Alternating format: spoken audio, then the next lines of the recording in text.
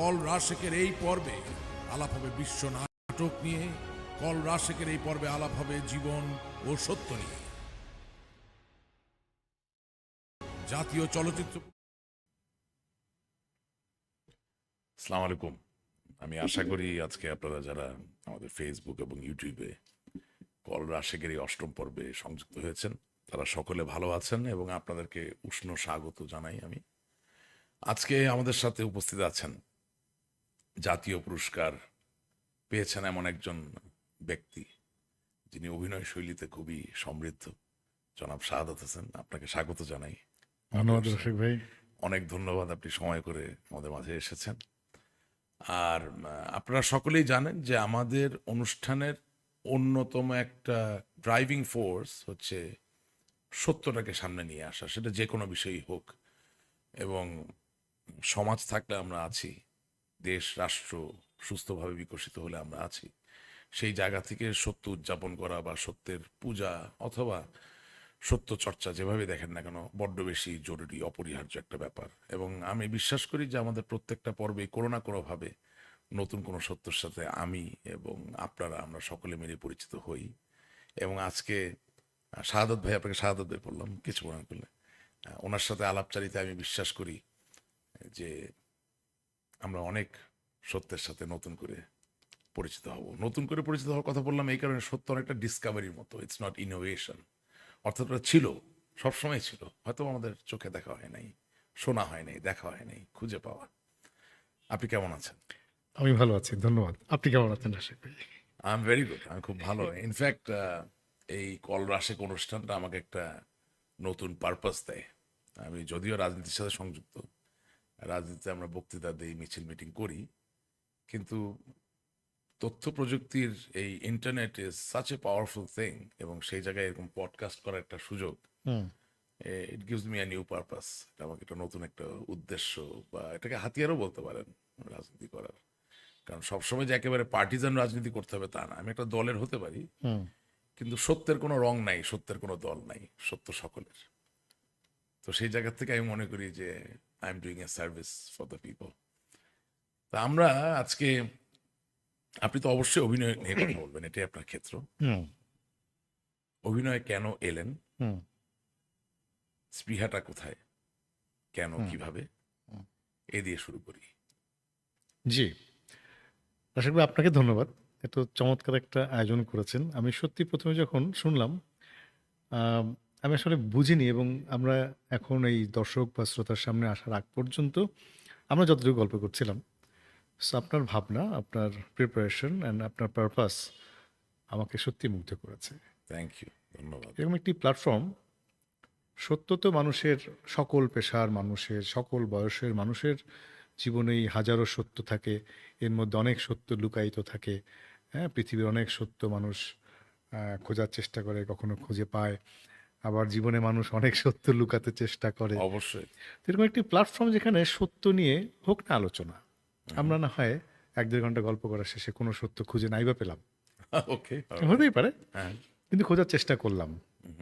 আবার এর মধ্যে প্রশ্ন উত্তরের মধ্য দিয়ে হয়তো 2-1টা সত্য লুকানোর চেষ্টা করলাম, কিন্তু ক্যামেরার চোখ, দর্শকের চোখ হ্যাঁ, হ্যাঁ, পারবে না তো ফাঁকি দিতে। খুব কঠিন, চোখ কথা বলে। হ্যাঁ, আমরা তো ভেবে নিলাম আমরা লুকাতে পারলাম কাকের মতো বুদ্ধিমান হয়ে, হ্যাঁ, হ্যাঁ, একদম একদম। কিন্তু দর্শক তো আসলে ক্যামেরা ক্যামেরা, হ্যাঁ, মানে সাচ এ স্ট্রং এলিমেন্ট, আপনাকে ধরে ফেলবে আপনার চোখ কারেক্ট দিয়ে। কারেক্ট কারেক্ট, So, ও আমার চোখের মতো শক্তিশালী। একদম। আমার চোখ যেমনি লুকাতে পারে না, ও আমাদের চোখকে, আমাদের চোখ ওকে ফাঁকি দিতে পারে না। সো রাশিক ভাই, থ্যাংক ইউ ভেরি মাচ এরকম ওয়ান্ডারফুল একটা আয়োজনে আমাকে যুক্ত মাই হওয়ার প্লেজার। জন্য। তো চলেন আমরা, আচ্ছা, অভিনয়ে কেন এলাম। আমি রাশিক ভাই ছোটোবেলা থেকে আমি স্কাউটিং করতাম, বিতর্ক ক্লাবের সদস্য ছিলাম। হ্যাঁ, যখনই একটু সামাজিক কোনো সংগঠন তৈরি হতো এলাকাতে, আমরা তো 90s বড় হওয়া ছেলে মেয়ে, আমাদের তো তখন এই সমস্ত সোশ্যাল মিডিয়া, আমাদের ইন্টারনেট কোনো কিছুই ছিল না। আমাদের টেলিফোন করতে দূরে যেতে হতো, এরকম। তো ওই সময় যখন এই সংগঠনগুলো করতাম, স্কাউটিং করতাম, তখন আমি দেখতাম যখনই 10 জনের সামনে যাই, বা যে মানুষটি যায়, আমাদের অগ্রজ যারা ছিলেন, তো যে মানুষটি ভালো কাজ করে তাকে এলাকার সবাই চেনে, তাকে সেলিব্রেট করে। সে যখন ভিড়ের মধ্যে যায়, 10 জনের মধ্যে তাকে আলাদা করে মানুষ রিসেপশন দেয়। ইভেন স্কুলে তো হয়ই যে ওকে সবাই চেনে, স্যাররা ওকে আদর করে, সবাইকে একটা চকলেট দিলে ওকে 2টা চকলেট দেয়। হুম। ইভেন আপনি মিলাদেও যখন মসজিদে আমরা ঢুকতাম, যখন কাউকে 1 মুঠ দিত, দেখতাম যে পরিচিত বা যে পপুলার ছেলেমেয়ে তাকে 2 মুঠ দিত বাহ। মুয়াজ্জিন সাহেব জিলাপি দেওয়ার হুম। সময়। হ্যাঁ, আমার হতো না ছোটবেলায় জিলাপি রাইট দেওয়া হতো রাইট। কিন্তু মিলাদে। তো এরকম একটা ম্যাটার কাজ করতো ভাবনার মধ্যে। এক আরো একটা জিনিস যে যেহেতু আমি একটু, যেহেতু একটা সত্য দিয়ে আমরা শুরু করছি এবং আমার চোখের সামনে লেখা it's a truth machine, so আমি বিশ্বাস করি আমি এখন একটা ট্রুথ মেশিনের মধ্যে আছি। তো এই সত্যর সঙ্গে আসলে সাদা কালো ভালো মন্দ অনেক কিছু মনে করিয়ে দেয়। সত্য আপনার সেখানে অসত্য স্থান পাবে না। হুম। তো এলাকাতে, মহল্লাতে যখন আমরা, তো এই মহল্লা শব্দ, এলাকা, এই শব্দগুলো কিন্তু এখন নাই হয়ে যাচ্ছে। এটা আমাদের মধ্যে আমরা খুব পেয়েছি। একদমই একদমই, মহল্লা শব্দটা তো নাই। একেবারেই নাই। ওই পাড়া। ওই সময় দেখতাম আহ, যে মুরব্বি, যে আঙ্কেল একটু অসত্যের মধ্যে তার জীবনযাপন ছিল, অসততার মধ্যে জীবনযাপন ছিল, তার ছেলে মেয়েকেও আমাদের বন্ধুরা বা আমরা বা অন্যরা খুব একটা সহজভাবে তাকে রিসিপশন দিত না সমস্ত আড্ডায়, সমস্ত আয়োজনে। বাহ। হতো কিন্তু, হ্যাঁ, যে না, এবং ওই ভদ্রলোককেও, ওই আঙ্কেলকেও কিন্তু আমরা ওরকম, আমাদের একটা ফুটবল ম্যাচ হবে, আমরা কিন্তু ওই আঙ্কেলকে ডাকতাম না ফ্রন্ট লাইনে বসবার জন্য, আমরা তাকেই ডাকতাম একজন মুক্তিযোদ্ধা, একজন সাহিত্যিক, একজন শিল্পী যে ছবি আঁকেন, এরকম মানুষকে আমরা সামনে আনতাম। তো এই যে অবজারভেশনগুলো, আচ্ছা, কোন আঙ্কেলকে মানুষ রেসপেক্ট বেশি করছে, কোন বন্ধুকে, কোন ছেলেকে আমাদের চেয়ে 5 বছর যারা এগিয়ে আছে তা করতো। ছোটবেলা থেকে রাশেক ভাই আমার একটু, আমি, আমার স্পিচটা বোধহয় তুলনামূলকভাবে বন্ধুদের মধ্যে একটু ভালো ছিল, আমি একটু বেশি কমিউনিকেট করতে পারতাম। ছোটবেলা থেকে একটু শুদ্ধ বাংলা ভাষায় কথা বলার চর্চা খুবই ছিল। পরিষ্কার। হ্যাঁ, এটা ছিল। তো এই কারণেও আমাকে দেখতাম, ডাকতো, মঞ্চে ডাকতো, একটু কথা বলো, তখন ছোট ছোট একক অভিনয় শুরু হলো।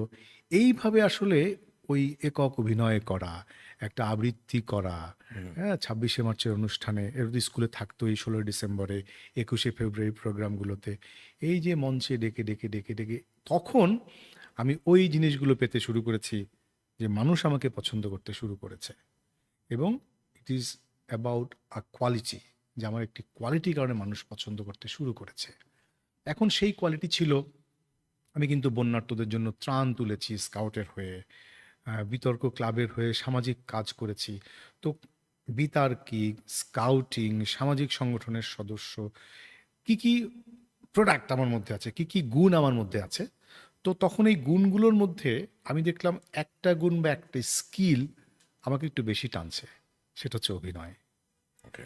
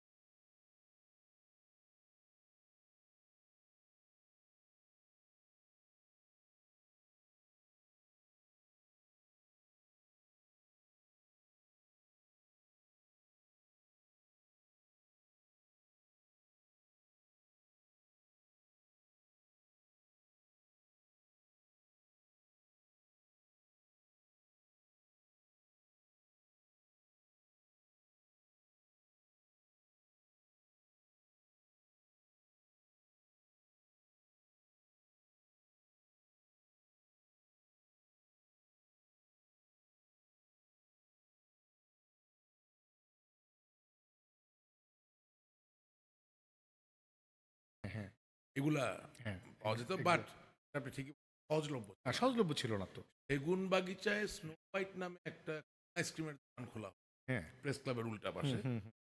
তার পাশে একটা বইয়ের দোকান, নিভু নিভু অবস্থায়, আজ তো নেই, হুম হারিয়ে হুম গেছে, তখনও যে খুব ভালো করছিল, তারা কিছু ইন্দ্রজাল কমে হ্যাঁ গেলে ওটা হামলা দিতাম। হ্যাঁ হ্যাঁ। কিন্তু আসলে আমি তো আবার বড় হচ্ছে খুলনাতে, খুলনাতে খুলনাতে কিন্তু আবার এগুলো এটা ছিল না, ওরা আচ্ছা, পাইনি। হ্যাঁ। সো ওই যে পত্রিকায় টারজানের ছবি দেখে গল্প বলা, গল্প বোঝা, তারপরে এই ঠাকুরমার ঝুলি, এই যে নানান ধরনের ছবিতে ছবিতে গল্প বলার যা ওই চর্চাও ধরেন ছিল।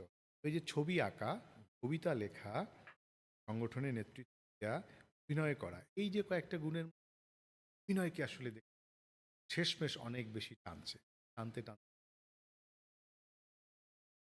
শেষের দিকে কোন ঢাকায় সেন্টার ফর এশিয়ান থিয়েটারের সন্ধান আমি পেলাম। আগে তো অপেশাদার শিল্পী হিসেবে কাজ করি কলেজে, আকি ভাইয়ের দলে, লোকনাট্য দলে 7 মাস 8 ওয়ার্কশপ এবং চর্চার মধ্যে ছিলাম। সম্ভব ওয়ার্কশপ হতো তখন, ওই 7 দিন 1 সপ্তাহ 28 দিন তা না, চলছে তো ওয়ার্কশপ চলছে। তো 8-9 মাস আমি চর্চা প্রথম করলাম লোকনাট্য দল, 8 জন হলে মিরপুরে থাকতাম।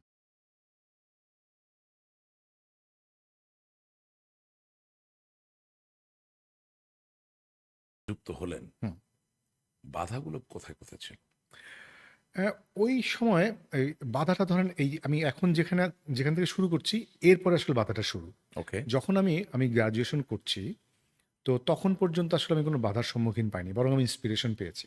আমার বাবা খুবই স্বাধীনচেতা মানুষ ছিলেন, তিনি সরকারি কর্মকর্তা ছিলেন। আমার মা বাবা দুজনের মধ্যে খুব চমৎকার সম্পর্ক ছিল। এটা কিন্তু খুব জরুরি পরিবারে। ওকে। বাবা মার মধ্যকার সম্পর্ক যখন মিষ্টি হয়, তখন ছেলে মেয়ে খুব ভালোভাবে বেড়ে উঠতে পারে। রাইট। হ্যাঁ, অ্যাবসলিউটলি। তো এটা যখন পেয়েছি, আমরা 3 ভাই বোন কিন্তু একই রকম ছিলাম না। বড় ভাই খুবই ভালো স্টুডেন্ট ছিল, সারাদিন পড়তো। আমি ভালো স্টুডেন্ট ছিলাম না, কিন্তু ব্রিলিয়ান্ট ছিলাম। আমি সারাদিনে সংগঠন করতাম। তখন এই আব্বা আম্মা দুজন মিলে ব্যালেন্স করতো, একজন বকতো আরেকজন আদর করতো। আবার তুমি প্রশ্রয় দিচ্ছ, মিষ্টি করে তারা একটা ঝগড়া করে নিত। এই 2 ঝগড়ার মধ্যে থেকে আমি প্রচুর করে বেরিয়ে গিয়ে আমি আমার চর্চাটা চালিয়ে যেতাম। আবার ছোট বোন সবচেয়ে ও আদরের, ও আবার কোনো দিকে ওভাবে ছিল না। তো এই করে করে গ্রাজুয়েশন পর্যন্ত আমার আসলে আমি বাধা পাইনি, ইন্সপিরেশন পেয়েছি। সমস্যা শুরু হয়েছে তারপরে। এই যে ঢাকায় যখন সেন্টার ফর এশিয়ান থিয়েটারের সন্ধান আমি পেলাম, যে এখানে প্রফেশনালি থিয়েটার করে এবং এখানে অ্যাক্টরদেরকে স্যালারি দেওয়া হয়, তখন আমি জয়েন করলাম 98 সালে। ওকে। তখন পার ডে আমাদের রেমুনারেশন বলেন বা স্যালারি বলেন, এটা ছিল 50 টাকা। একদিন রিহার্সাল করলে বলেন কি? 50 টাকা, 98 সালে। তারপরে তখন আমরা ছোট ছোট নাটক করতাম, থিয়েটার ফর চিলড্রেন, বাচ্চাদের জন্য, শিশুদের জন্য আমরা নাটক করতাম। সেই নাটকে যদি একদিনে 3টা শো হতো, তাহলেও 50-50-50 150 টাকা পেতাম। এই শুরু। তো এই সময়ে যখন তখন আমি মাস্টার্স পড়ছি।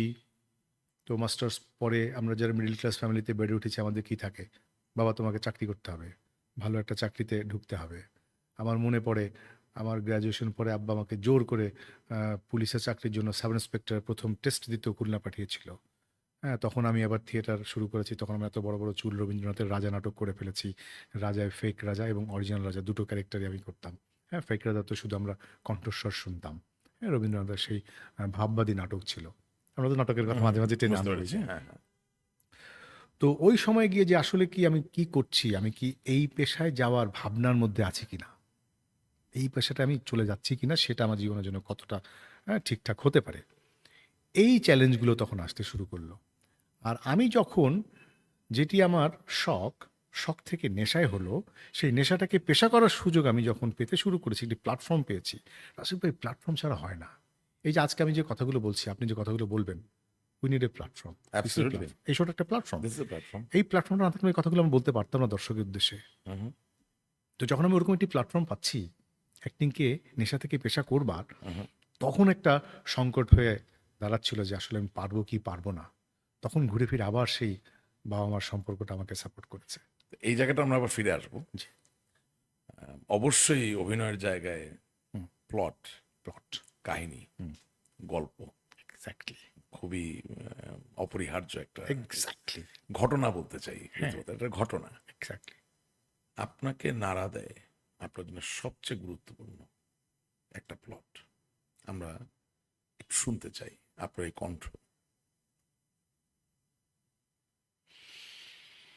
একটা প্লট ওভাবে তো একেবারে একটা নাটকের কথা আমার মনে পড়ছে রাশেক ভাই, Please, বলুন না। এই মুহূর্তে। সেটি আমাদের সিএটির নাটক ছিল না, এটি বাংলাদেশে তখন কত সালের কথা আমার মনে পড়ছে না, 20 বছর তো হবেই, 16, 17, 18, 20 বছরের কাছাকাছি। শিল্পকলা একাডেমির এই ভবনটা যখন হলো, জাতীয় নাট্যশালা যখন হলো একেবারে নতুন। নতুন, তখন গোলাম সারোয়ার ভাই, তখন তিনি সম্ভবত উপপরিচালক, শিল্পকলার উপপরিচালক নাট্যকলা। এবং তখন আহ, কামাল লোহানী সাহেব ছিলেন না একবার ডিজি, মেইবি তখন এরকম, হ্যাঁ। ওই সময়ে ন্যাশনাল থিয়েটার করার একটা চেষ্টা হয়েছিল বাংলাদেশে, ওকে। যেটি গত 20-24 বছর আমরা এখন পর্যন্ত পারিনি। ওই ন্যাশনাল থিয়েটারটা করবার জন্য, রেপার্টরি করবার জন্য একটি গল্প সিলেক্ট করা হলো, 100 বস্তা চাল। 100 বস্তা চাল জাপানের হিরোশিমা নাগাসাকির যে ঘটনা, ওই সময়কার ঘটনাকে একটা একটা জায়গা, একটা প্লট তুলে এনেছিল নাটকটাতে। তখন প্রধান উপদেষ্টা একটা চরিত্র ছিল। গল্পটা ছিল এমন যে সাহায্য পায় ওই এলাকায়, যে দুর্ভিক্ষ দেখা দিয়েছে, সোলজাররা, সামুরাই যারা ছিলেন তারা পর্যন্ত না খেয়ে আছে। সামুরাই তো খুব সম্ভ্রান্ত সোলজার, তারা, তাদের একটা ডিগনিটি আছে এবং তাদের পরিবার সবচেয়ে ভালো জীবনযাপন ওই সময় করবার কথা বা করতো। যখন এই সিচুয়েশনটা আসে, তখন তারাও মানে পারলে অন্যের খাবার লুট করে খায়, কারণ ক্ষুধা তো অনেক বড় অভিশাপ মানুষের। এবং ক্ষুধার জন্য মানুষ, যেটা আমরা করোনাতেও কিন্তু ভয় পেয়েছি, যে হয়তো মানুষ যদি সত্যি দুর্ভিক্ষের মধ্যে ঢুকে যায়, তাহলে মানুষ হয়তো খাবার কেড়ে খেতে শুরু করবে। কিন্তু এর মধ্যে তো আবার আমাদের নেত্রী, আমাদের প্রাণপ্রিয় নেত্রী এমনভাবে ওটাকে সুন্দর করে নিয়ন্ত্রণে নিয়ে আসলেন, ঘরে ঘরে খাবার পর্যন্ত আমাদের নেতারা পৌঁছে দিয়েছেন। হ্যাঁ, আসলে কিন্তু অনেক কাজ হয়েছে ওই সময়। না, ডেফিনেটলি আমি নিজে তো ঘরে ঘরে খাওয়া পৌঁছে দিয়েছি। আমার ফেসবুকে গেলে আপনি দেখবেন প্রতিদিন হাজার হাজার মানুষকে বিনামূল্যে খাদ্য পৌঁছে দেওয়া হতো। এবং ওই সময় আমাদের এবং কাছে লিস্ট নিয়েছে। এটা তো একটা এলাকা না, এভাবে তো হ্যাঁ, সারা বাংলাদেশের সারা প্রত্যেকটা এলাকায় বাংলাদেশে। হয়েছে। হ্যাঁ, তো আমরা ওটাকে ফাইট করেছি আমরা। ওকে, তো এরকম একটা পরিস্থিতিতে আহ, সাহায্য আসে, 100 বস্তা চাল আসে। এই চাল লুট করারও চেষ্টা করে, এবং যাদের চাল তারাও। হুম, এই বঙ্গবন্ধুর আমার কম্বলটা কোথায়, অনেকটা ওরকম। এরকম মানে নিজের চাল নিজেই চুরি করা শুরু করে। তখন এই চালগুলো আটকে রাখা হয়, কোনো সোলজারকে সেটা বা কোনো জনসাধারণের মধ্যে সেটা বিতরণ করা হয় না। এই সিদ্ধান্তটা নেয় ওই সময়কার প্রধান উপদেষ্টা। আমি কিন্তু সত্য ঘটনা বলছি, এটা ওকে। ওই সময় সত্য ঘটনা। সেই প্রধান উপদেষ্টার চরিত্রটা করেছিলাম আমি। আচ্ছা। তো ওই ঘটনায় ওই প্রধান উপদেষ্টার চরিত্র ছিল, এই চরিত্র ওই চরিত্র, ওই মানুষটির নাম ছিল কোবাইসি, হ্যাঁ, তোরা সাবুরো। সেই তোরা সাবুরো বয়স ছিল 38 বা মানে বিলো 40। ইয়াং নেতৃত্ব কিন্তু তখনও ছিল ওই সময়। অ্যাবসলিউটলি, হ্যাঁ, সবসময় তাই। Yes, হ্যাঁ, হ্যাঁ। তো তখন আমি চরিত্রটা করি, তখন আমার বয়সও এরকম বিলো 40, না 30-র আশেপাশে। তো ওইটাও আশেপাশে করা আমার খুব সহজ ছিল। তো আমি চরিত্রটি করলাম, সাজলাম। তো 30 থেকে 35 হতে আর তো খুব কঠিন কিছু না, হওয়ার চেষ্টা করলাম। তখন আবার বললো যে না, যদি এটা নাটক আমরা করছি, সাদা তুমি বয়সটা একটু বাড়াও। বললেন কত করব? আচ্ছা তাহলে 40 করো। করলাম 40। 40ই বিশ্বাসযোগ্য হয় না, বাংলাদেশে বিশ্বাস করে না তো আশিক ভাই। হ্যাঁ, আমাদের তো একটু মানে, আমি যেহেতু 20 বছর আগের কথা বলছি, তখন কিন্তু আপনি বিচার করতে একজন না, একটু বয়স্ক চুল লোক লাগে, পাকতে হয়। চুল পাকতে হয়। হ্যাঁ, নির্বাচন করতে গেলে নির্বাচন চুল পাকতে হয়। যারা কালার করতেন, কালার করা বন্ধ রাখতে হয় ওই সময়। Absolutely, absolutely. হুম, হ্যাঁ। এটা বললো না সাদা হচ্ছে না, একটু বাড়াও। এই করতে করতে আমরা নাটকের প্রয়োজনে সেটা বয়স আমরা 70-80-তে গিয়ে নিয়ে যাই। কিন্তু প্লটটা যেটা ছিল, আমরা ফ্যাক্টস থেকে, ঘটনা থেকে কিন্তু একদম সরিনি। এই মানুষটি বলেছিল 100 বস্তা চাল বিলিয়ে আমরা যদি খাই, আমরা তো একদিনই খেয়ে ফেলি, এটা খাবো না, এটা আমরা জমা রাখি। এটা বিক্রি করার তো জায়গা নেই, বিক্রিও আমরা করতে পারবো না। আবার আমরা ঘরে বসে এটা খেয়ে শেষ করে দিলেও হবে না। তখন এই 100 বস্তা চাল সে ব্যবহার করে, যেহেতু সব কিছুই ভেঙে গেছে, ঘর বাড়ি, হ্যাঁ, কোনো কিছু নাই, কোনো স্ট্রাকচার, ইনফ্রাস্ট্রাকচার কোনো কিছুই নাই, কোনো কনস্ট্রাকশনে কোনো কিছু নাই। আমাদের স্কুল ঘরটা আবার বানাতে হবে, ওয়ান্ডারফুল। সবার আগে এটা বানাতে হবে। সো ওইখানে যারা কাজ করবে, শ্রমিকদেরকে শ্রমের বিনিময়ে এই 100 বস্তা চাল আমরা দিব, তার বিনিময়ে আমাদের স্কুল ঘরটা দাঁড়িয়ে যাবে, আমাদের শিক্ষা প্রতিষ্ঠানটা সবার আগে দাঁড় করতে হবে। কত জরুরি গল্প আছে ভাই। এবং তখন এই গল্পটা আমাকে প্রথম টানলো যে করব, এই গল্পই করব। আপনি কত রেমুনারেশন দিবেন, কত দিন আমার লাগবে, কিচ্ছু ভাবলাম না, আমি গল্পটাই করব। সো এই যে গল্প, যা প্লট, দ্য থিং, যেটার উপর বেস করবে, সো দ্যাটস ভেরি ইম্পর্ট্যান্ট। আপনার কি মনে হয় আজকে আমার দর্শকরা একটা সত্য খুঁজে পেল না? পেল। বার্তাটা কি? নিজেরা খেলাম না, ত্যাগ স্বীকার করলাম। প্রথম যে প্রতিষ্ঠা, হুম। সেটা স্কুল, শিক্ষা। কত বড় সত্য। কত বড় সত্য। আজকে রাশিক ভাই, আপনি শিক্ষার কোনো বিকল্প এবং নাই। মিথস্ক্রিয়াটা দেখেন, সময়ের মিথস্ক্রিয়া, হুম। যে হিরোশিমা নাগাসাকির পারমাণবিক বোমায় বিপর্যস্ত একটি জনপদ, হুম। যেখানে কিছু দাঁড়িয়ে নেই, কোনো অট্টালিকা নাই, নাই। মানুষ বাঁচবে কি বাঁচবে না, আগামী দিনে কি হবে তার কোনো নিশ্চয়তা নাই। নাই। সেই জায়গা থেকে হুম। 100 ব্যাগ হুম। চালকে সামনে রেখে হুম।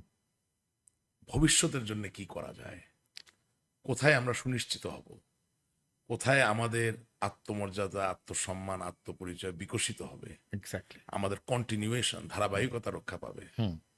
What a connectivity, what a story, amazing, amazing. Thank you, ধন্যবাদ। এবং এর চেয়ে বিপর্যস্ত অবস্থায় কিন্তু আমরা ছিলাম না আসলে। আমাদের বিপর্যয় এর না। তুলনায় তো কিছুই না। আমি যদি মহান মুক্তিযুদ্ধের পরবর্তী সময়কার কথাও বলি, জি, বা 90-এর কথাও বলি, ওই বিপর্যয়ের কাছে তো আমাদের বিপর্যয় কিছুই না আসলে। কিছুই না, কিছুই না। তো আমাদের জন্য ঘুরে দাঁড়ানো কোনো ব্যাপারই কোনো না, আমরা ব্যাপারই চাইলেই না। পারি। এক্স্যাক্টলি।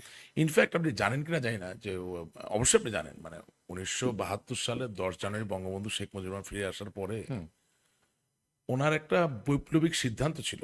হুম।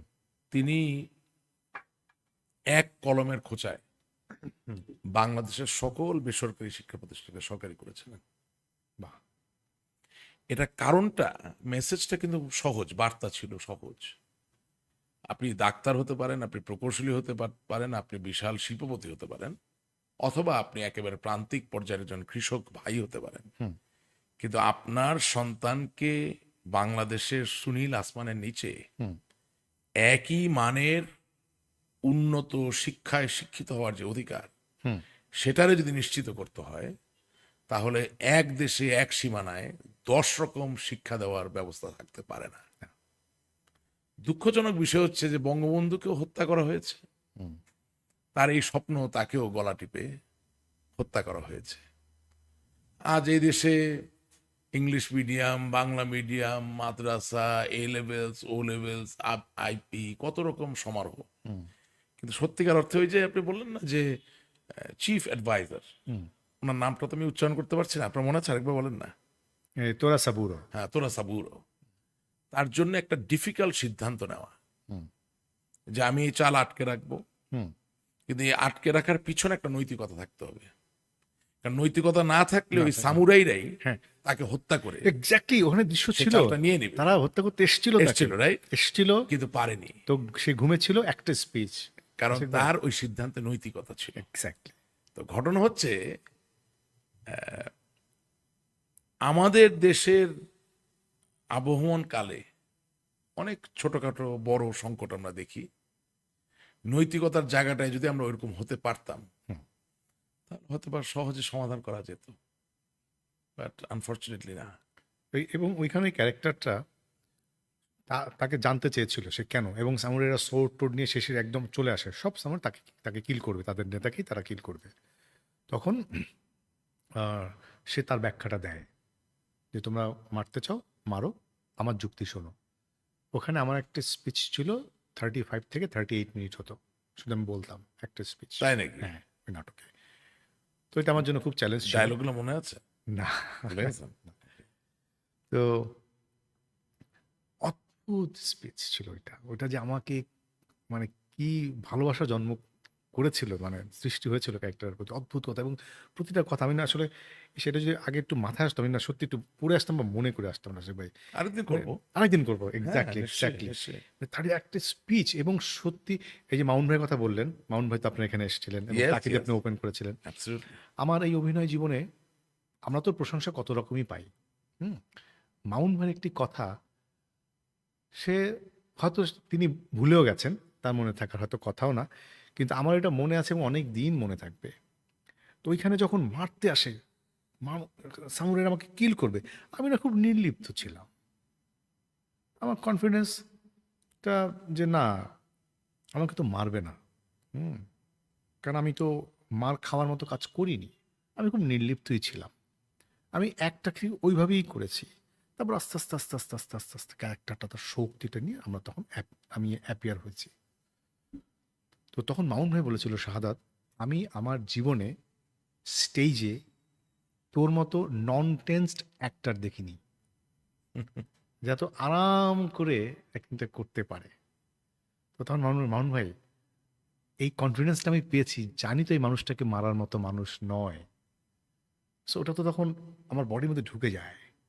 সো আমি যখন ক্যারেক্টার হিসেবে বিশ্বাস করি, আমার তখন ইন্টেন্সড কিছু বা টেনশনের কোনো কিছু নেই। সো আমি তো নির্লিপ্তই থাকবো।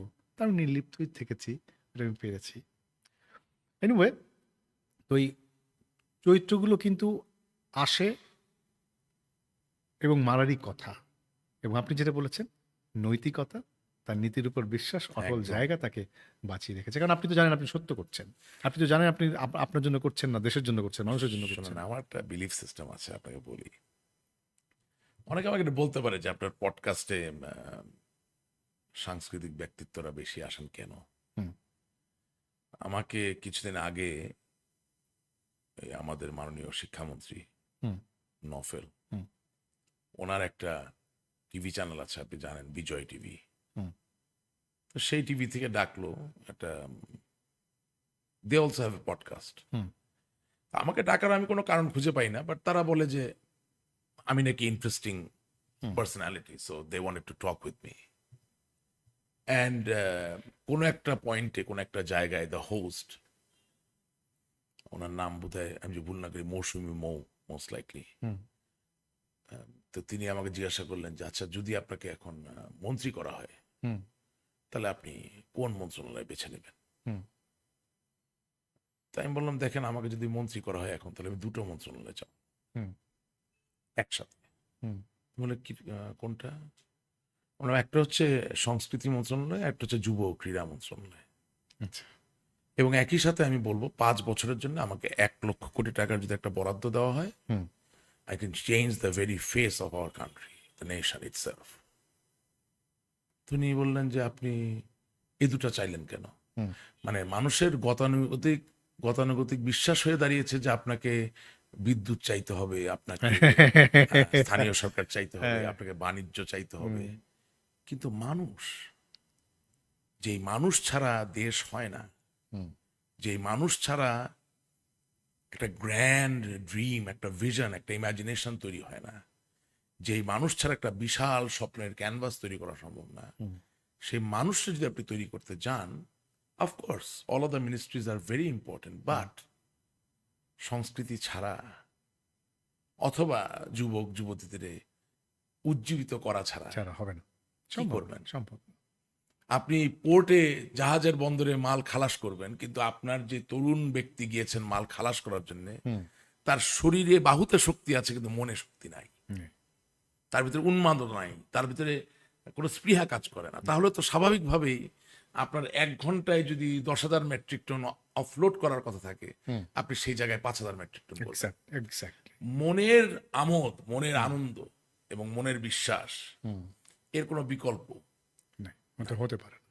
এবং সেই জন্যে এই যে আপনি আজকে গল্প করছেন না, আপনাদেরকে নিয়ে আমি বেশি স্বাচ্ছন্দ্য বোধ করি। কারণ এই জায়গায় 1,000 কোটি টাকার বিনিয়োগের কোনো প্রয়োজন নাই। না।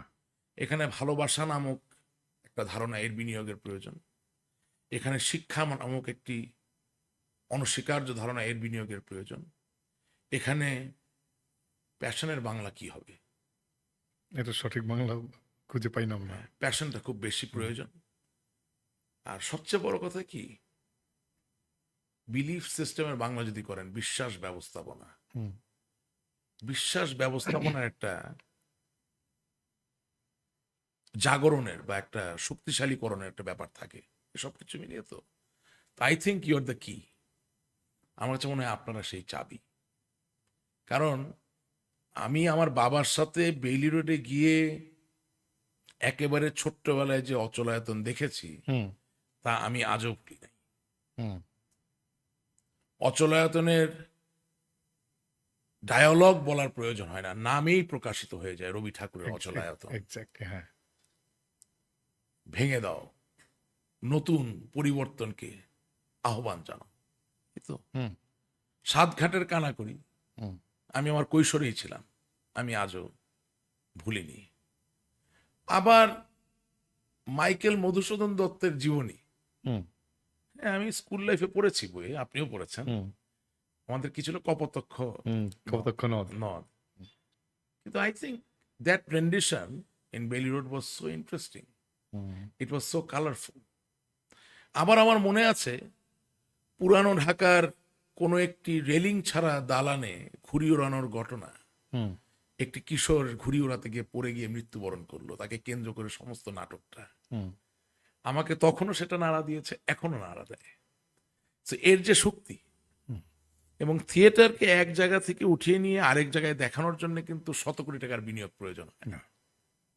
বাট আনফর্চুনেটলি আমাদের বিদ্যালয় আছে, আমাদের কলেজ আছে, বিশ্ববিদ্যালয় আছে, আমাদের থিয়েটারগুলো আছে, কিন্তু ভেতরে কেমন জানি প্রাণের অভাব।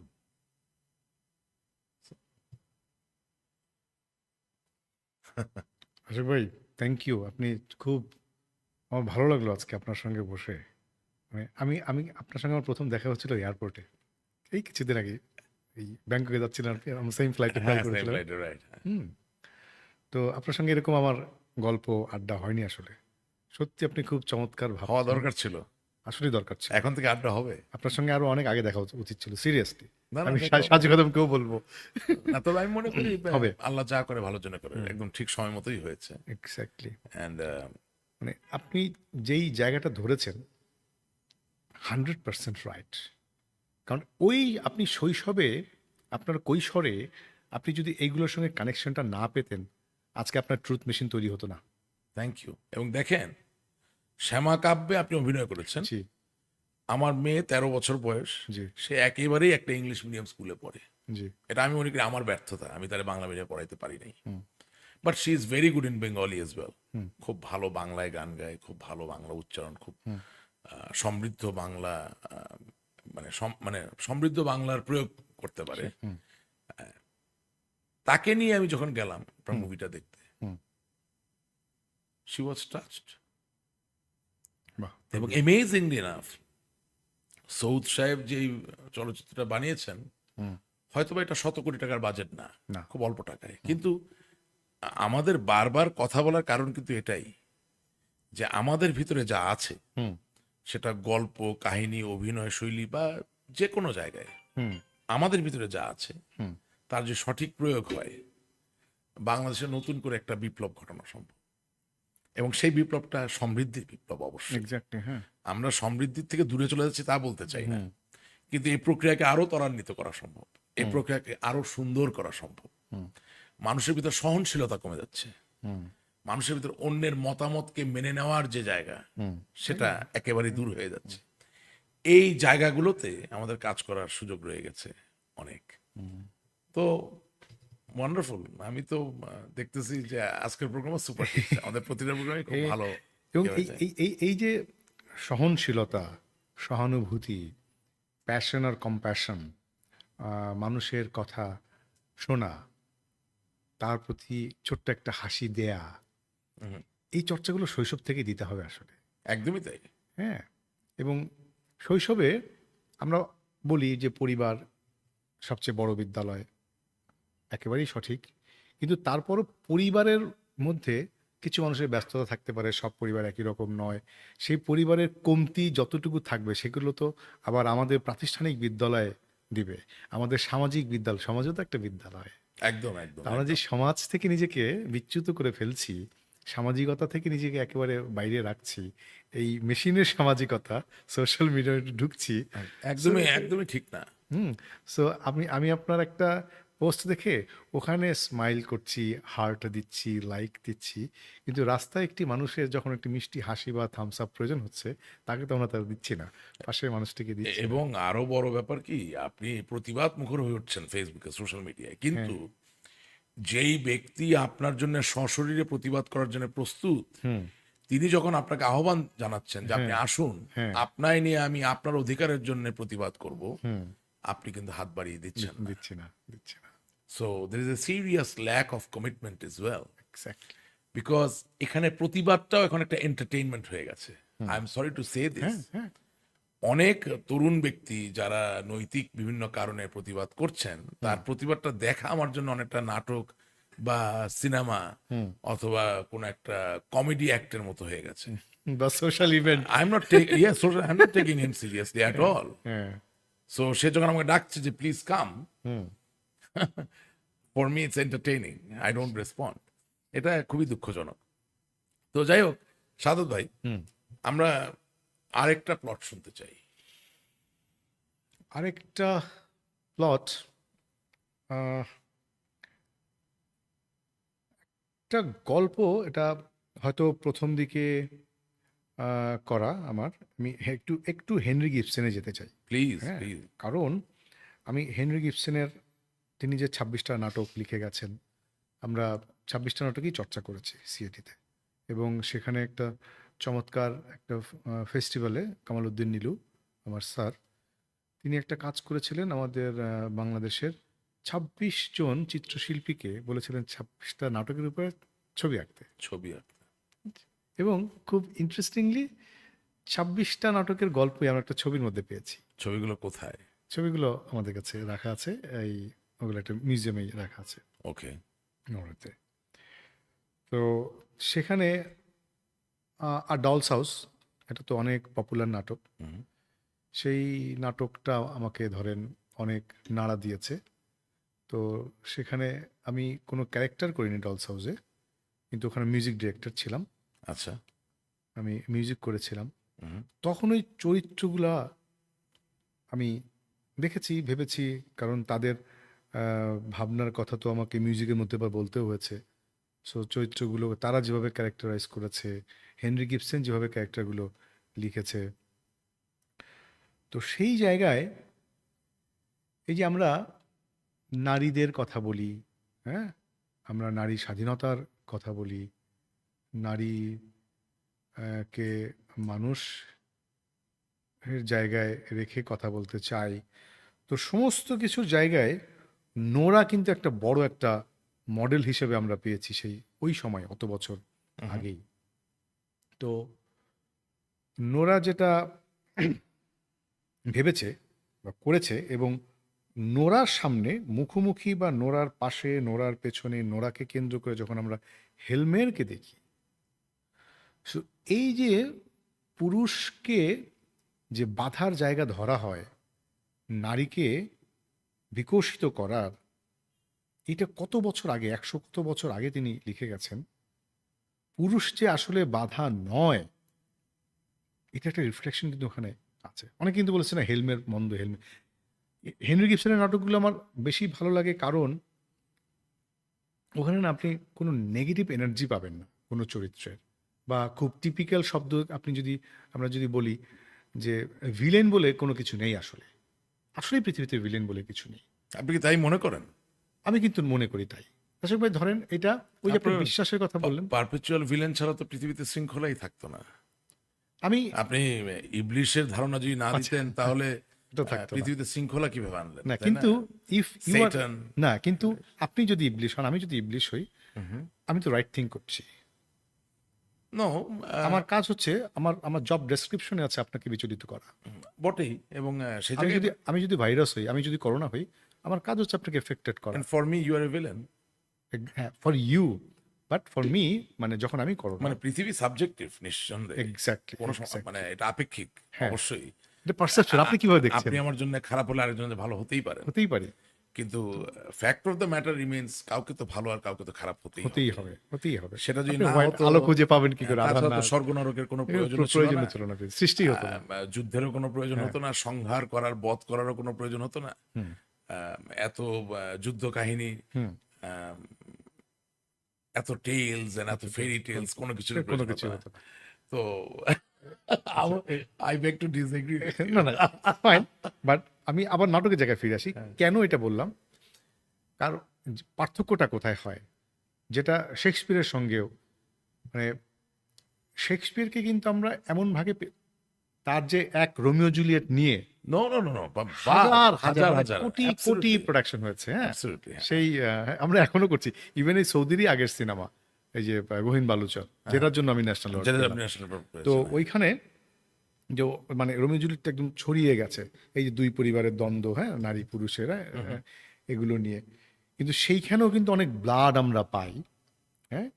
হেনরি গিবসন আমি যেটা পাইনি আসলে, যেটা পাই না ওই জায়গাটায়, যে প্রত্যেকে আসলে এই যে আপনি যেমন যে পারপাস নিয়ে যে কাজ করা, আর একটা পারসেপশন থেকে তো আমরা একটা নেগেটিভ জায়গায় বা একটা, আমরা ওটাকে কি বলি, আমরা বিচার করে ফেলি, এই যে বিচার করে ফেলার এবং বিচার করে একটা জায়গায় দাঁড় করি না ওইটা, বা জাস্টিফাই করে ফেলা, ওইটা ইবসেন অনেক পজিটিভ জায়গা থেকে করে। যেইটা আমি হেলমেটের কথা বললাম, হেলমেট যখন নোরাকে ভালোবাসে, ও কিন্তু সত্যিই ভালোবাসে, কিন্তু নোরা কিন্তু ক্লেম করেছে আমার বাবা আমাকে ভালোবাসতেন লাইক এ ডল, তার বাড়িতে সুন্দর করে সাজিয়ে রেখেছেন, তুমিও আমাকে ভালোবাসো সুন্দর করে বাড়িতে সাজিয়ে রাখা। এবং হেলমেট অবাক হয়ে গেল, বলে কি, আসলেই তো ভালোবাসার কোনো কমতি নেই হেলমেটের নোরার প্রতি, সে কোনো রকম দায়িত্ব পালনে হেলাফেলা করেনি। কিন্তু তারপর যখন নোরা আবার চলে যায়, এই জায়গায় গিয়ে এই চরিত্রটা আমাকে অনেক ভাবিয়েছিল ওই সময়, তখনও তো আমি ছাত্রই, মানে না কি বলবো, তাই মাস্টার্স শেষ করেছি ওই সময়। তো এই নোরা চরিত্রটা আমাকে ওয়ান্ডারফুল। অনেক অনেক বেশি ভাবিয়েছে। তো তাহলে তো হেলমেট এবং নোরা, মানে এক্সট্রিম নারীবাদী যারা আছেন, হুম। ওনাদের জন্য দেখা বড্ড বেশি জরুরি। অবশ্যই অবশ্যই অবশ্যই ভাবতে হবে। আরেকটা সত্য বেরিয়ে এলো আজকে, একটা, হ্যাঁ। আপনি দুটো ডেলিভার করলেন, বড় দুটো সত্য। অনেক অনুষ্ঠানে একটা বেশি পাওয়া যায় না। না, সত্যি তাই, যে এবং এই যে আহ, সাহিত্য, সাহিত্য শব্দটা কি, শহীদ বসবাস, যার সঙ্গে আমরা বসবাস করি, তার সাহিত্য। তো এই সাহিত্যের সঙ্গে আমি যদি থাকি, তো সেটা আমার জীবনে কতটা প্রভাব ফেলতে পারে। সত্যি আমি যখন, আমার মেয়ে এখন বড় হচ্ছে, ওর বয়স 15, তো ওকে আমি যখন দেখি, আমি আবার কিন্তু মাঝে মাঝে ভাবি নোরার বাবা ওর সঙ্গে যা করেছে, আমি বাবা হয়ে আমি আমার মেয়ের সঙ্গে সেটা করছি কি না, আমার মেয়ে আবার 20 বছর পরে এই কমপ্লেনটা করবে কি না, যে তুমি তো আমাকে তোমার ঘরের পুতুলের মতো করে সুন্দর করে সাজিয়ে রেখেছো। রাইট। আমি কিন্তু আমার মেয়েকে জিজ্ঞেস করি, তুমি কি চাও, তুমি কি ভাবছো, কোনো একটা, এই যে আমাদের ঈদ, হ্যাঁ, 2 দিন পরে, জি। তুমি কিছু চাও কি না, তুমি কিছু করতে চাও কি না, তুমি কোথাও যেতে চাও কি না। আমি কিন্তু ওর ইচ্ছাকে প্রাধান্য দিচ্ছেন। প্রাধান্য দিচ্ছি, সব ইচ্ছা পূরণ করতে পারবো কি পারবো না আমি তো মাথায় নিচ্ছি। আমার ভিতরে যে ইচ্ছাটা তৈরি হয়েছে, যে আমার মেয়ের ইচ্ছাও আমার জানতে হবে, আমার তাকে ইচ্ছা জন্মাতে হবে, সো এটা আমার ইচ্ছা, আমি আমার মেয়ের ইচ্ছাকে জানবো। সো এই ভাবনাটা হয়তো ওই ডলস হাউস নাটকই আমাকে দিয়েছে, ওই নোরা চরিত্রকে আমাকে দিয়েছে।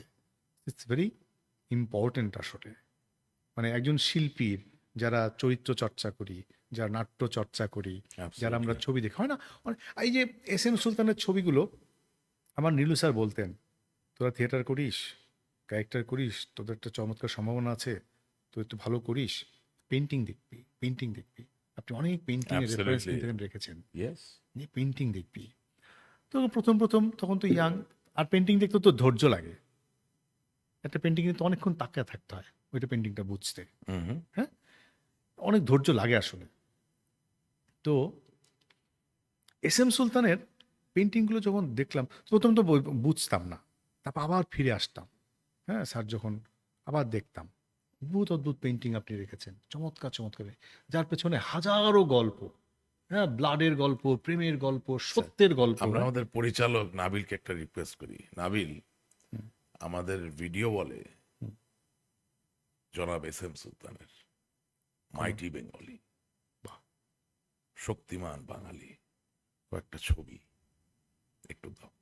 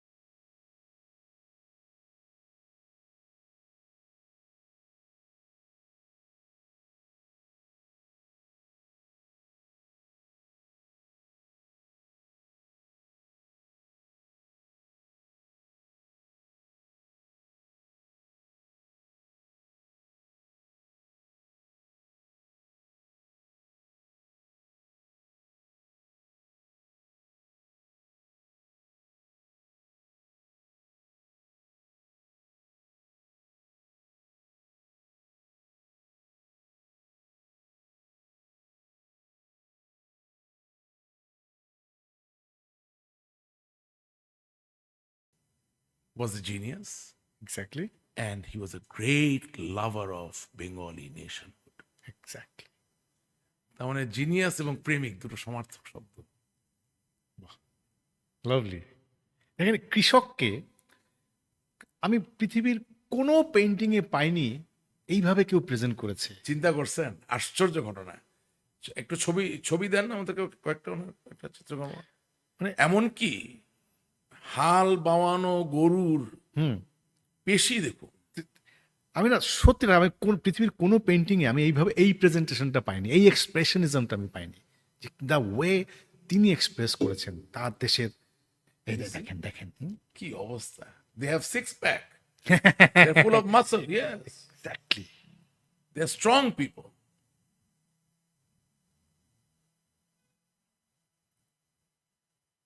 You see? Amazing.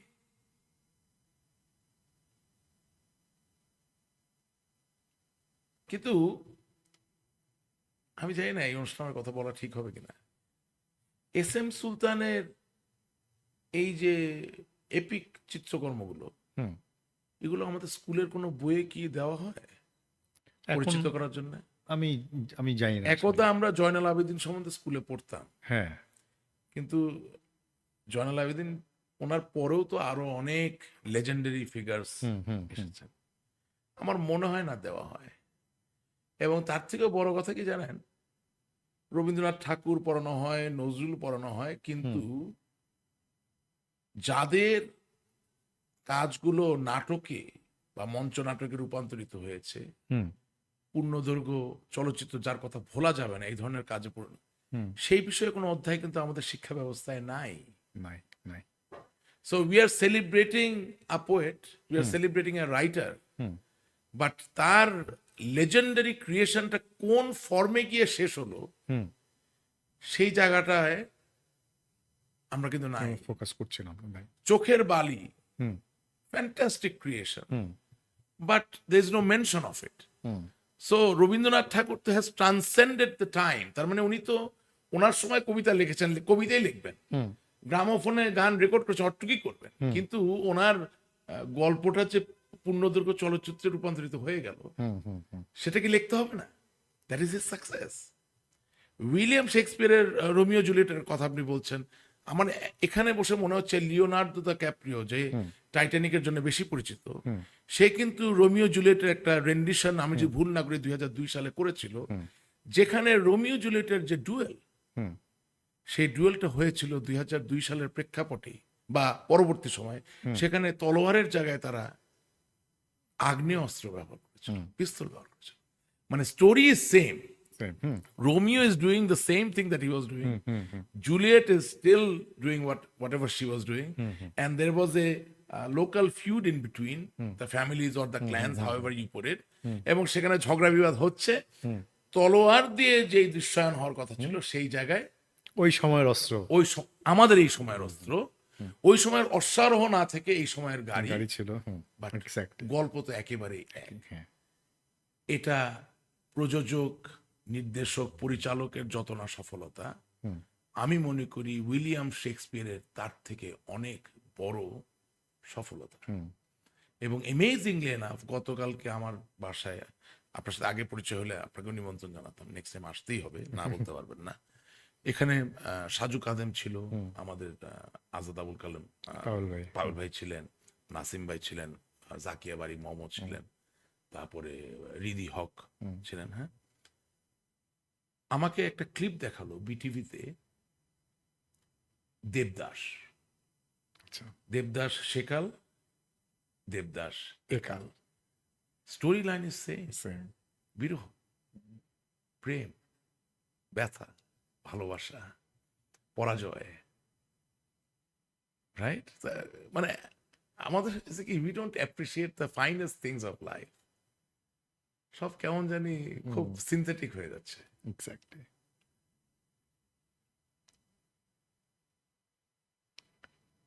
আপনি যেই চলচ্চিত্রের জন্য জাতীয় পুরস্কার পেলেন, সেই রোলটার ব্যাপারে শুনতে চাই, জানতে চাই। এটা আহ, এটাও তো রোমিও জুলিয়েটের উপরে বেস করেই করা হয়েছিল। Yes. তো যে পুরুষ চরিত্র সেই পরিবারের, হ্যাঁ, তার আগের জেনারেশনে তো ওর চাচা থাকে এই চরিত্রটি। তো ওরা সৌদ কিন্তু রোমিও জুলিয়েটের এই কাহিনীটাকে, এই প্রেমের জায়গাটাকে ওইটা নিয়েছে, প্লিজ। ওইটা নিয়ে চরে ফেলেছে। দুটো এবং একটা চর, দুটো গ্রামের মানুষ একটা চর দখল নিয়ে দ্বন্দ্ব। Right, right. দুই পরিবারের দ্বন্দ্ব। তো ওই পুরুষ পরিবারের ওর চাচার চরিত্রটা, তো সে একটা সময় ফাইট করতো গ্রামের চরের, হ্যাঁ, সেই ওই যোদ্ধা ছিল। তারা আবার জেলে পরিবার, অদ্ভুতভাবে সে ভালোবাসে তার বড় ভাইয়ের স্ত্রী সুবর্ণাপা যে চরিত্রটি করেছে, হ্যাঁ, সুবর্ণ মুস্তাফা। তো তাকে, এবং ওই ভাবির সন্তান থাকে আমাদের হিরো, প্রচণ্ড রেসপন্সিবল মানুষ, রেসপন্সিবল টু হিজ ফ্যামিলি। এরকম একটি চরিত্র, খুব কম কথা বলে। চরিত্রের নাম ছিল মিজান। এরপরে সে শেষের দিকে মারা যায়। খুব পজিটিভ একটি ক্যারেক্টার ছিল, পজিটিভ থট, তার থট প্রসেসের মধ্যে খুব গুরুত্বপূর্ণ জায়গায় ছিল সে তার পরিবারকে আগলে রাখবে, ওই ভাইয়ের ছেলেকে আগলে রাখবে, ভাইয়ের স্ত্রীকে আগলে রাখবে, যেহেতু বড় ভাই নেই। সে এই চর নিয়েই, এই দ্বন্দ্বেই তিনি মারা গেছেন। সো এখন তার দায়িত্ব ওই পরিবারটাকে আগলে রাখা। এরকম একটি চরিত্র ছিল, খুব কম কথায় অনেক বেশি এক্সপ্রেশনের জায়গায় এই ক্যারেক্টারটা ছিল। ফাইনালি যা আদার ফ্যামিলি যাদের সঙ্গে দ্বন্দ্ব, ওই পরিবারের যে ছেলে থাকে, এটি জিতু করেছে, জিতু হাসান। ওরা আমার একটা লম্বা ফাইটের দৃশ্য ছিল। ও আমাকে পরে পানিতে চুবিয়ে মেরে ফেলে আর কি, একটি চরিত্র মিজানকে মেরে ফেলে। অ্যান্ড আমি মিজানকে ভালোবাসি। ওয়ান্ডারফুল। মানে আসলে হচ্ছে কি, মানে এই যে বললেন না যে শেক্সপিয়ারের রোমিও জুলিয়েটের, বলতে পারেন বাংলা ভার্সন। বাংলা ভার্সন। আপনার গল্পটা আসলে লাগবেই স্ট্রং। আপনি অনেক বড়, আপনার তো সুন্দর প্লট থাকতে হবে, আপনি কোথায় করবেন? আবার আপনি একটা সিনেমা, আমরা যে এখন এখন প্রচুর আমরা ওয়েব সিরিজ করছি, ওয়েব সিরিজ হচ্ছে, হ্যাঁ, এই ঈদেও আমরা একটা মুক্তি পাবে, আমরা দেখব। কিন্তু গল্পটা আসলে স্ট্রং না হলে আমরা তো চরিত্রটাও তৈরি করতে পারি না। আমি চরিত্রটা পাবো কোথায়? চরিত্র তো আকাশ থেকে আচ্ছা, বৃষ্টিতে পড়বে না, শিলাবৃষ্টি। বাংলাদেশের স্বাধীনতা নিয়ে কোনো ভালো মঞ্চনাটকের কথা বলতে পারেন, যা আহ, সুবিচার করেছে আমাদের প্রতি? এরকম তো না, আমি না, না, এটাও তার একটা সত্য বেরিয়ে এলো তাহলে। না। আমি বাংলাদেশের মঞ্চে যত মুক্তিযুদ্ধ বিষয়ক নাটক দেখেছি, আমি খুব হতাশ। মানে মুক্তিযুদ্ধকে যেভাবে মঞ্চে মানুষ নিয়ে আসছে, আমার কাছে মুক্তিযুদ্ধটা আসলে ওরকম না। আমি যতই ওখানে ওই সময় জন্মগ্রহণ না করি। একটু বলবেন মুক্তিযুদ্ধকে কিভাবে দেখেন আপনি? আমি তো মুক্তিযুদ্ধ এখনো করছি, ইন আদার সেন্স। প্লিজ বলেন। তো আপনি এই যে ছবির কথা আমরা যখন বলছিলাম, যে পেইন্টিং বা এই যে বইয়ের মধ্যে ছবিগুলো দেখে কিনা, আমি ভাবছিলাম ওই সময় কথাটা বলি, তো এই এখন এইটার সঙ্গে মিলে যাবে। মানে মুক্তিযুদ্ধ বলেন বা এই এস.এম. সুলতানের ভালোবাসা তার দেশের প্রতি, তার চাষির প্রতি, হ্যাঁ, তার গ্রামের নদীর প্রতি, হ্যাঁ, তার সে তো নদীপ্রেমীও ছিলেন। আমি মনে করি উনি কিভাবে, কোন পোশাকে, কোন বজ্রায় করে সে নদী দেখতে যেতেন, এটা না আমার কাছে ইম্পর্টেন্ট না।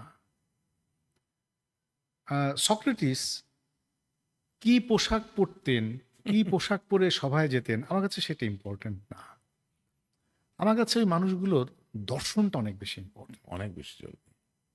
এখন ওই দর্শন, ওই ভাবনার খোরাকটা আমি আমার শিশুকে যদি তখনই দিয়ে দিতে পারি, ও আসলে ওইভাবেই ভাববে। আমি তো পারি না, একটা রিক্সাওয়ালাকেও চর মারতে পারি না আমি, কারণ আমার মধ্যে কাজ করে, ওকে আমি আঘাত করতে পারি না মানসিকভাবে, আনলেস আমি, বা আমি আসলেই পারি না, তো আমার মধ্যে তো আসে না।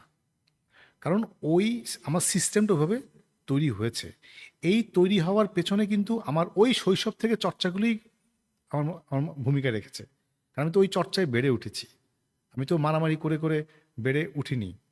হ্যাঁ, আমি আঘাত করেও বেড়ে উঠিনি, আঘাত নিয়েও কখনো করিনি। তা ঠিক তাই এখন আমি 2024 শেষে যদি মুক্তিযুদ্ধের একটি নাটক করি, ওই সময়ে আমার মুক্তিযোদ্ধা ভাইয়েরা কিভাবে লুঙ্গি কাছা দিয়ে কিভাবে বন্দুক করেছে, ওটি দেখাতে গিয়ে আমি যেখানে মিস করছি, আমি আমার এই জেনারেশনকে মুক্তিযুদ্ধের গল্পটাই বলতে পারছি না। এক্স্যাক্টলি। কারণ ও এর চেয়ে অনেক ভালো ভালো ওয়ার মুভি দেখেছে, ওয়ারের থিয়েটার দেখছে হয়তো, যারা বিভিন্ন জায়গায় যেতে পারছে। সো এইটা না আমার এই ইভেন আমাকেও ওই সময় টানেনি ওই বন্দুক, আমাকে যতটা আমি শিল্পী হওয়ার কারণে টেনেছে তখন, এবং সেটা আমার পাঠ্যপুস্তক বরং বেশি টেনেছে। হ্যাঁ, এবং গল্প শুনে, যেমন টাকা খরচ করে তো আর ভালোবাসা হয় না। হয় না আসলে। আমার তারিক ভাইয়ের একটা কথা, আমরা একটা নাটক করছিলাম টেলিভিশনের জন্য, মুক্তিযুদ্ধ বিষয়ক নাটক। তো ওই সময়ে আমার খুব মেজাজ খারাপ হয়, বুঝছেন, যখন ওই যে এফডিসি থেকে ভাড়া করা কাঠের বন্দুক দিয়ে 85 ক্লোজ যখন বলে সাদ ভাই শটটা দেন, মাঝে মাঝে ডিরেক্টরের সঙ্গে ঝগড়াও করি যে দেখো কি খেলো করছো, একটা কাঠের বন্দুক, এত টাইট ফ্রেম, ট্রিগারটা একটা ফলস, বোঝা যায়, কি করো। এইভাবে কি আমরা মুক্তিযুদ্ধের ওই যে দম আটকানো সিচুয়েশনটা। কিন্তু আপনার একটা যে বলি, আপনার সাথে একমত, হুম, একমত হয়ে একটু দ্বিমত করতে চাই এইভাবে, বলেন। যে ওই যে 303 রাইফেলটা দরকার জেনুইন, হ্যাঁ, সেটা কিন্তু কোথাও না কোথাও আছে। আছে, অবশ্যই আছে। পুলিশের কাছে আছে, হ্যাঁ। আনসারের কাছে আছে, হ্যাঁ। জাদুঘরে আছে। হ্যাঁ। আপনি হ্যামারটা খুলে দিয়েও যদি এফডিসির কাছে হাতে দেন, হুম। যে আপনি শুটিং এর জন্য আপনাকে 50টা দিলাম, 50টা আমাকে ফিরিয়ে দিবেন, হুম। হ্যাঁ, বন্ড exactly। দিয়ে নিয়ে যান, হ্যাঁ। হতে পারতো। হ্যাঁ। বাট ওই ডেডিকেশনটাও তো নাই। We are not helping. না, এটা কিন্তু খুবই গুরুত্বপূর্ণ একটা জায়গায় বলেছেন এটা। আপনি মুভি করবেন, মুভির জন্য বঙ্গবন্ধু শেখ মুজিবুর রহমান যে গাড়িতে চড়ে 7ই মার্চের 1971 সালে বক্তৃতা দিতে গিয়েছেন, সেই গাড়ি তো এখন বাংলাদেশে নাই, কিন্তু সেই গাড়ি পৃথিবীর কোথাও না কোথাও আছে। সেটা মুভির জন্য আপনি আমদানি করে আনবেন, আপনি তো আনতে পারবেন না, বিকজ মুভি বা নাটককে বিকশিত করার জন্য প্রপ আমদানি করতে হয়, আনতে হয়, সংগ্রহ করতে হয়। এই ধারণাই তো আমার কোনো আইনে নাই। নাই, নাই, নাই, নাই, নাই, নাই। তাই না? আমি এই যে হৃদি হকের কথা বললাম, এত ভালো করে মুভিটা করার চেষ্টা করলো, কিন্তু টেলিফোন সেটের মডেল আমি দেখে বুঝতে পারছি ওটা 71 সালের নয়। হ্যাঁ, ওটা 70 দশকের, কিন্তু 1971 সেটা ছিল না। আচ্ছা। 1972 থেকে 80 দশকের মাঝামাঝি কোনো এক সময় সেটা বেরিয়েছে। তো কথা হচ্ছে যে আপনি রিসার্চ দিয়ে যেই জায়গাটায় মানুষ এগিয়ে যাচ্ছে, সেই জায়গায় তো আমি কোনো সহযোগিতা পাচ্ছি না। এবং আরেকটা কথা, আপনি মারাত্মক কথা বলছেন, আমি রিইটারেট করতেছি, সেটা হচ্ছে যে মুক্তিযুদ্ধকে তুলে ধরার জন্য একেবারেই মুক্তিযুদ্ধের সময়কালীন কস্টিউম পরেই আপনাকে করতে হবে এমন কথা নাই। স্বাধীনতার গল্পটা সবচেয়ে বড় ব্যাপার। অর্থাৎ এই যে 1970 সালের যে নির্বাচন, তার মধ্য দিয়ে যে একটা ঐক্য, একটা সংহতির জায়গা তৈরি হওয়া, যে আমরা আমাদের নিজস্ব একটা পরিচয় চাই। এই যে 1971 সালের স্বাধীনতা যুদ্ধের প্রাককালের 7ই মার্চের যে বক্তৃতার মধ্যে দিয়ে সমস্ত জাতিকে একটা প্রস্তুতি বলুন বা আমি ঘোষণা মনে করি আমাদের সাথে, সেই জায়গাটা, আমাদের জাতীয় 4 নেতার যে একটা ভূমিকা, যখন বঙ্গবন্ধুকে গ্রেপ্তার করে নিয়ে যাওয়া হলো, এর জন্য কিন্তু লক্ষ কোটি টাকার সেটের কোনো প্রয়োজন নেই। It's all about a story. এবং ওই যে একটু আগে স্কুল নিয়ে যে কথা হলো না, গল্পের কোনো বই তো নাই। গদ্য পদ্য পড়ানো হয়, কিন্তু গল্পের একটা বই, যে পৃথিবীর ন্যূনতম এই কয়টা গল্প তোমার পড়া দরকার ভালো মানুষ হতে গেলে। তাতে বাংলাদেশের একটা গল্প, স্বাধীনতার একটা গল্প, বঙ্গবন্ধুর একটা গল্প, শেক্সপিয়ারের 2-3টা গল্প,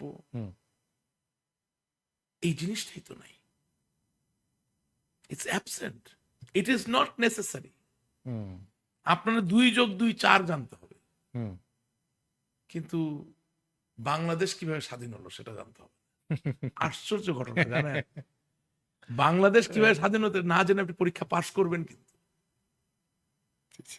আপনি এসএসসি পাশ করবেন, আপনি এইচএসসি পাশ করবেন, লজ্জা লজ্জা লজ্জা, কিন্তু 2+2 4 না জেনে পাশ করতে পারবেন না। আমি বাঙালি, আমার জন্য 2+2 4 প্রয়োজনীয়, কিন্তু আমার জন্য আমি কিভাবে স্বাধীন তা অপরিহার্য। অবশ্যই, অবশ্যই, দুটোতে পার্থক্য আসে।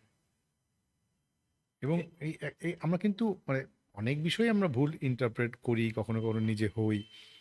এই যে গ্লোবালাইজেশন অথবা আমরা যে ইন্টারন্যাশনাল অ্যাক্টিভিটির মধ্যে যে নিজেকে নিয়ে যাচ্ছি, এবং আমি দেখেছি আমরা যখন আমরা প্রথম 99 সালে আমরা আন্তর্জাতিকভাবে নাটক নিয়ে বিভিন্ন দেশে যাওয়া শুরু করলাম, 12-14টা দেশে। আমরা প্রথমে ভারত দিয়ে শুরু করলাম, তার পরবর্তী ট্রিপই ছিল সুইডেন, ইংল্যান্ড, হংকং, চীন, তাইওয়ান, জাপান, হ্যাঁ, নরওয়েজ। আমাদের ট্রিপ শুরু হয়ে গেল, প্রচুর ট্রিপ, প্রচুর ট্রিপ। তো তখন যখন ফিরে আসি, তারপর যখন বাংলাদেশে অনেক ফেস্টিভ্যাল হয়, তখন আমরা দেখতাম অনেক নাট্যদল, শেখ ভাই, যখন একটা ইন্টারন্যাশনাল ফেস্টিভ্যাল বলে, তখন একটা বিদেশি স্ক্রিপ্ট সিলেক্ট করে যে এইটা আমি করব। এই বিদেশি তখন নাটক করতে চায়।